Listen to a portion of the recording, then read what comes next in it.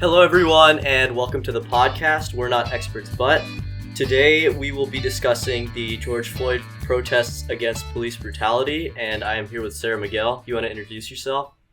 Hi, my name is Sarah Miguel, and I used to go to school with Garv, and I'm here to talk about how Black Lives Matter. And that's exactly what we're going to be discussing today. And we're going to be discussing the nature of these protests, some of the ins and outs of these protests, and even our opinions on these protests. So is there anything you wanted to start off with, Sarah? I just wanted to start off with the fact that this is not a fight against race. These races, we are not trying to fight against you. We know that Caucasians matter. We know that Hispanics and Latinos matter. We know that Asian people matter. We know that Middle Eastern people matter. But right now, right here in this moment, we are protesting that Black Lives Matter because there are innocent people dying and no one is doing anything about it, and it just needs to be stopped. Yeah, I think all lives matter is something that if you do say, you should probably stop saying it, because while it's understood that all lives matter, like all lives should be treated equally, all lives shouldn't have to live with any sort of fear because of their race or their sexuality or anything else that differentiates them from other people per se. But right now, Black lives are the ones that are suffering at the hands of police and at the hands of some of the infrastructure of systemic racism that's been put into place. And that's exactly what we're fighting against. We're not fighting against other races. We're fighting against racism as a whole. Yeah, that's very well said. That's just a lot of people don't understand that, and they think that we are trying to say that Black Lives Matter more. We're not trying to say that. We just want to be able to walk outside, to go running, to go to the store, and not be targeted for the color of our skin. Yeah, there's been all too many situations where you see an African American person doing something that you would expect a person to do, whether they're white or black or anything else, and they're treated differently for it. And oftentimes that different treatment manifests itself in police brutality. Yeah, and just seeing the people that are supposed to make us feel safe hurt us and go against this movement and turn some peaceful protests into riots and something violent. That's not helping at all. You can't fight fire with fire, and it's not helping. It's just making us more scared. It's horrible. Yeah, it's tough to see because it feels like we're in like a dystopian novel, because we have these government institutions that are not helping with our cause, right? There's been many witness accounts of undercover policemen going in and inciting violence in these protests to kind of undermine them. And in fact, a lot of times they'll be wearing different colored bands on their arms to identify each other. I think it was in Seattle, I believe.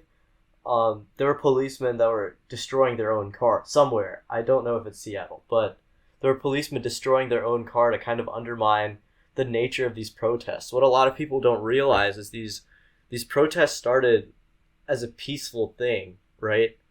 But you have groups that are either white supremacist groups, people from out of town that want to capitalize on the looting, or undercover policemen themselves starting these protests, starting these riots, inciting these riots, and kind of making everything worse for the movement.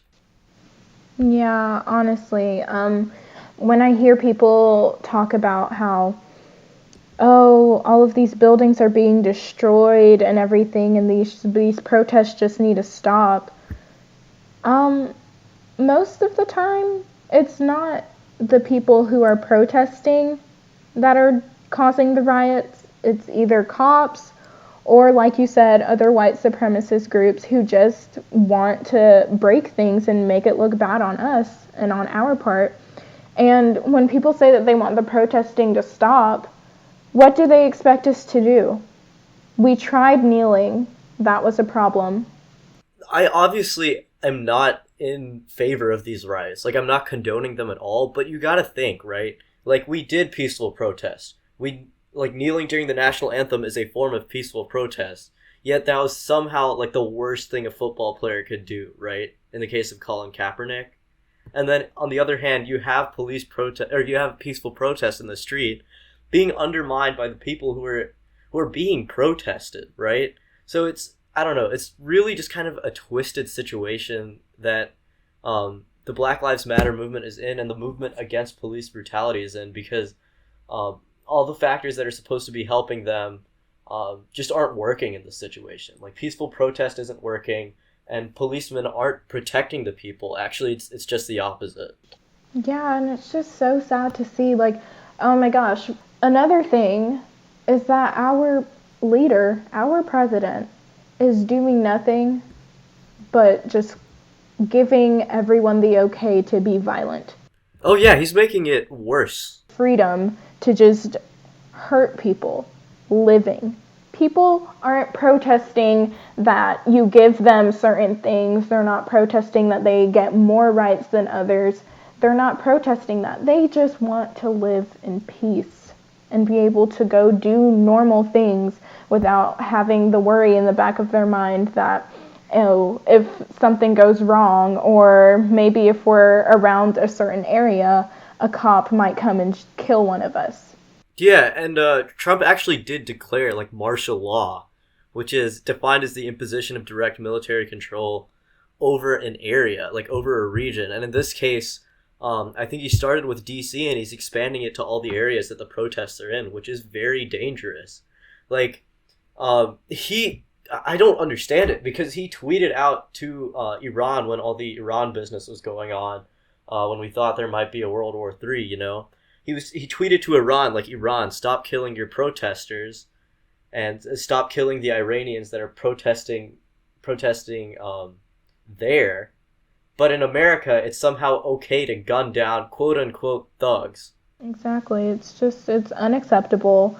And honestly, I'm not gonna try and make this super political, because honestly, it's just racist people. Like, Trump is a racist man. And honestly, I don't care. You can be Republican, Democrat. If you do not see that he has a racist mentality, then you're probably racist as well. Honestly. If I can jump in there, I would like to air my grievances about Trump with one particular thing that has just happened. So Trump was going to do a pretty, like, you guys have probably seen it, but it's a photo shoot with him holding a Bible in front of St. John's Church, right? So there were a lot of protests in front of St. John's Church. So what Trump does, being the great leader that he is he tear gasses the peacefully protesting crowd, clears a way for himself, uses rubber bullets to repel protesters. And might I remind you, rubber bullets are not made of rubber. They're metal bullets coated in rubber that can be as big as, like, softballs, and they're not meant to be non-lethal, right? So now they clear a path for Trump to visit a damaged church so he can hold up a Bible for a, frankly, unnecessary photo shoot, when he could do much more good, like, first of all, condemning violence in all forms, right? Rather than exacerbating violence on the police side to combat the quote-unquote rampant riots that there are. And he's basically what's it called? He's accusing the protesters of domestic terror when it's just the opposite. Like, he is kind of inciting domestic terror in the situation, and it's something that I hate to say, but we even see it in, like, we're getting closer and closer to the image of a fascist leader in a historian's mind, you know? Yeah. And honestly, another thing that many people try and argue is the fact that he says he is a Christian, and the fact that, like, he'll call for days of prayer for certain things. And that's where I have a problem, because you can say that you're a Christian. Christian is not just, like, honestly, now I feel like it's so broad that people just wear that title just so that people don't say certain things to them. Being a Christian is more than just going to church. It's more than just saying that you'll pray for people. It's more than just saying that you're a Christian. And if you act like that and you are calling people racist terms and you are making racist jokes, that is not Christian. You are not a Christian. You are just a hypocrite. Right. And actually, his visit to this church is like this violent visit, if you will. It was criticized by Bishop Marianne Budd of the Episcopal Diocese of Washington, who literally said that the president used a Bible without even asking the church as a backdrop for a message that's the opposite of the teachings of Jesus and everything that the church stands for. You know, so if you're supporting Trump or not, make sure you think about your values and think about what he's doing and think about whether what he's doing actually matches your values. You know, because oftentimes you'll see that it doesn't. Exactly. Like I hear so many people saying that. Like, they use that to justify the way that he acts. Like, oh, he might say this to somebody, and he might tell these people who are American citizens to go back where they came from just because they don't look like him. Oh, but he's Christian, so maybe he didn't mean it like that. That's not the case, and it's not right. You shouldn't just be flinging that around. Like, the term Christian is just... I feel like it's so overused. Like, it's you saying that you believe in God does not make you a Christian. You have to, your actions show it. And his actions are showing the exact opposite. And it's honestly infuriating. Right. I really challenge all our listeners who are kind of either uncomfortable with the Black Lives Matter movement or uncomfortable with condemning some of Trump's actions to really, I guess, quantify your values, right? Like, think about what do you value in yourself, in your family, in your kids, or like in your siblings, in your parents. Think about that, and then think about the things that you were supporting and whether they match those values. Exactly. Like, him using the term, when the looting starts, the shooting starts. Are you kidding me? That goes back to the 60s. That was something that was said by a cop that was actually about to go out and brutalize police chief whose precinct was about to go out and brutalize a bunch of peaceful civil rights protesters, actually. Like, what kind of message are you sending to this nation? I don't get it. The fact that I feel like ever since he came into power, the only thing that he's been doing is making it okay to be openly racist and discriminate against other people who don't look like you. Right. You know, like, it's honestly, like, demonic. Like, that is something else that, like, it's just not acceptable in any leader, especially not for a nation who stands on the fact that we're free and there's liberty and justice for all. Honestly, there's not. Yeah, I agree. If I could, I'm gonna go back to some of the things that people say about these protests that I might not necessarily agree with. So some people say, like, first, okay, I agree, not all cops are bad, right? But in this situation, cops are meant to protect us, and there's certain jobs that you can't just have people. You just can't have a job with some bad apples in it, quote unquote, right? Because having a cop who's not protecting the public is like having a pilot who doesn't know how to land a plane, essentially. So it's like, if you have a cop that's not going to protect the public, then what's the point of having the cop, right? Exactly. It's just like in the medical field. You can't have a bad brain surgeon. It doesn't matter. There shouldn't be any bad brain surgeons. Why? Because it's lethal. The same way that there shouldn't be racist cops. It is lethal. Right. So going back to some of the causes of these protests, actually, a lot of times I see counts of, like, blacks getting killed by whites or whites getting killed by blacks, and Well, my first instinct is to say that's not what these protests are about, right? It's not about interracial conflict. It's about kind of racial profiling and discrimination against specific races by the police. And I think that that factor of these protests is often misunderstood because black Americans are 2.5 times more likely than whites to be killed by police, according to a Harvard Public Health Review, I believe. So you got police killings all over the country that are proportionally imbalanced toward black people. And I see a lot of people saying like, oh, white people are killed more than black people by police. And my answer to that is, yeah, there's more white people in America. Black people only make up 13% of the population, but they're affected much more disproportionately to their population in the United States. Yeah, and for people to say that is honestly just like, here's my thing. People are just protesting their right to live. Why is that a problem? Like, that's what I don't understand. Like, why does it even have to get to that point, you know? Yeah, and an argument you might hear against that is like, oh, these people are not protesting, they're rioting. Well, first of all, a lot of those riots weren't caused by the peaceful protesters. Most of them started peacefully, most of them are peaceful, right? That's that. Second of all, you need to reorganize your priorities. If you're saying, yes, black people are being killed by the police often, but properties are burning. Like, you gotta rearrange your priorities. You can say properties are burning, but black people are disproportionately killed by policemen, right? You gotta think about, what do you value more, human life or property? Exactly. Like, I was having a discussion with somebody earlier today, and they were saying that if you didn't have a problem with small businesses and big businesses being demolished and destroyed, then like go ahead and unfollow them. And honestly, like, I see a flaw in that statement because sure, small businesses are gonna feel a little bit of heat from this. So are larger corporations. But guess what? Those buildings can be rebuilt.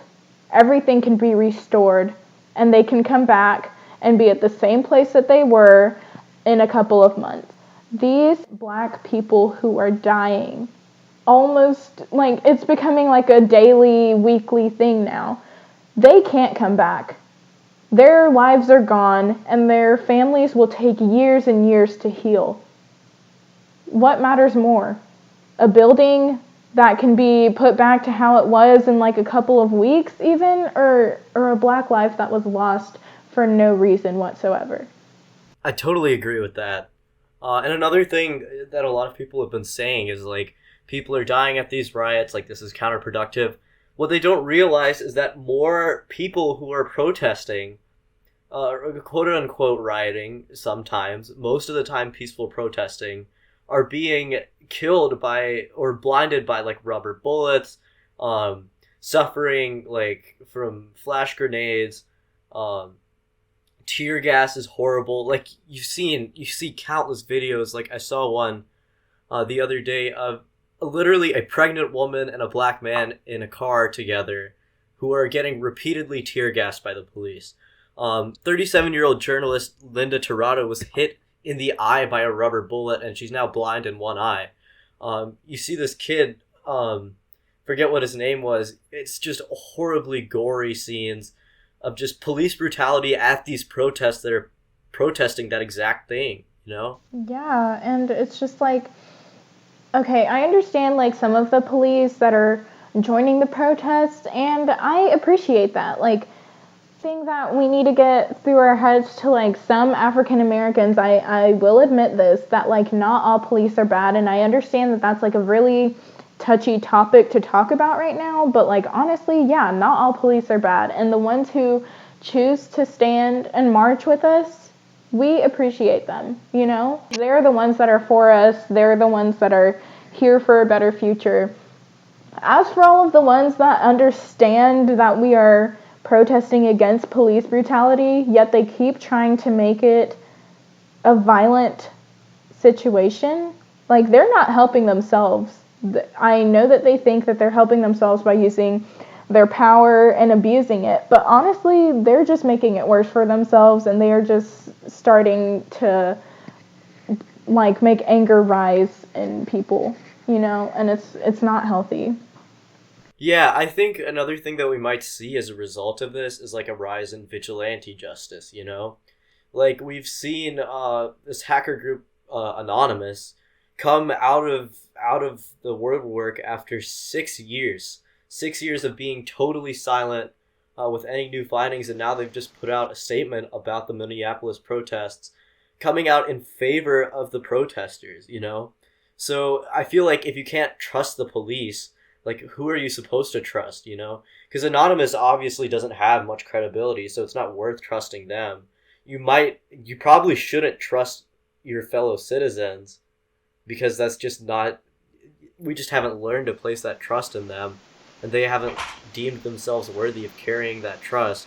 So what do you do when the cops can't protect you? So this next segment we're gonna do, I've done with a lot of guest hosts before, in the context of the coronavirus. What I want to ask you is, how has your life been ever since these protests started? Like, how has your life changed, and how has it been affected? It's opened my eyes to the true colors of a lot of people that I honestly thought were my friends. Times like these just really show you who your true friends are, because people who don't speak up about this, just like, they really concern me. Because it's honestly one of two things. Either you agree and you're on the side of the oppressor, or you're uncomfortable with speaking. If you're uncomfortable, I get that it's an uncomfortable topic, but so is being profiled for something that you have no control over. Yeah. I feel like the ignorance of some people in understanding the plight of Black Americans, and less which this is less about minorities in general, but just minorities in general understanding the life that they live and how it's different from the life of a white American. I just feel like a lot of people don't understand that, you know? Yeah. And they think that when we say white privilege, like, we mean like they're so much better than us. We're not trying to say that. We're saying that your skin doesn't make it hard for you to live. Doesn't give you disadvantages.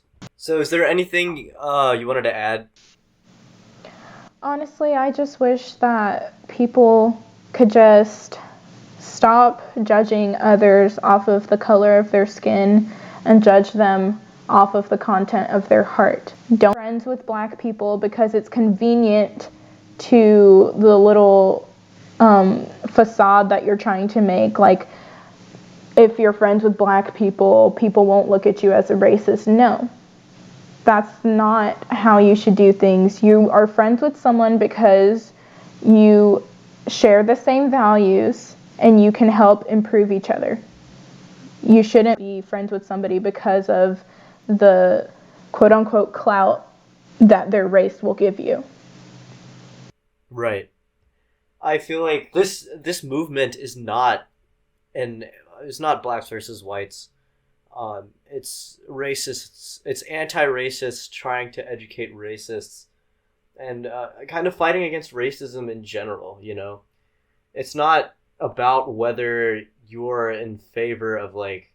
It's not about whether you're black or white. It's about understanding that as a white person, you might have more privilege than a black person, and as in different situations, you have different advantages that you might not realize because of inherent biases.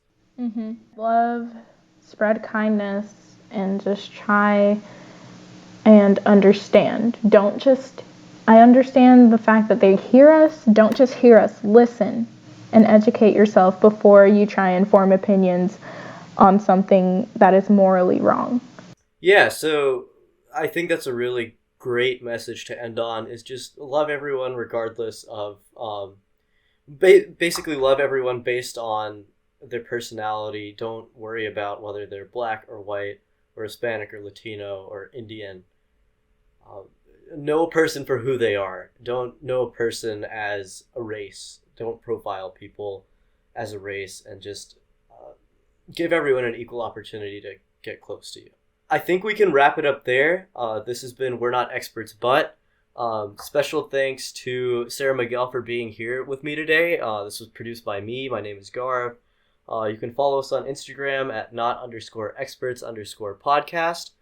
We will be linking some charities in the description of this podcast and in the Instagram bio of how you can help fight police brutality and engage in the Black Lives Matter movement. Special thanks to Claire for helping me come up with this idea, and we'll see you next time.